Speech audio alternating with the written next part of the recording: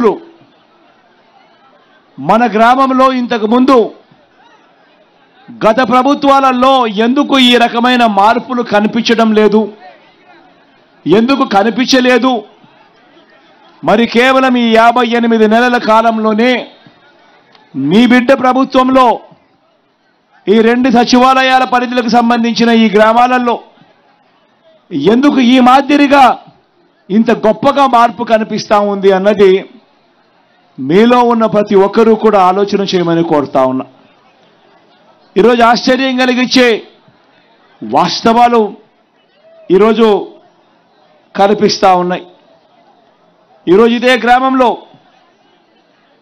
తుగ్గలి గ్రామానికి సంబంధించి రాటన గ్రామానికి సంబంధించిన సచివాలయాల పరిధిలో ఒకసారి చూస్తే దాదాపుగా 10,000 జనాభా ఉన్న ఈ 2 సచివాలయాల పరిధిలకు సంబంధించి ఒకసారి గమనించినట్టయితే ఈ తుగ్గలి గ్రామానికి సంబంధించిన ఈ సచివాలయ పరిధిలో మొత్తంగా 1748 ఇళ్లులున్నాయి. ఈ మొత్తంగా 1748 ఇళ్లులున్న ఈ సచివాలయ పరిధిలో ఏకంగా మీ బిడ్డ పాలనలో నేరుగా మీ బిడ్డ బటన్ నొక్కడం, నేరుగా నా అక్క చెల్లెమ్మల కుటుంబాల ఖాతాల్లోకి నేరుగా డబ్బులు వెళ్ళిపోవడం.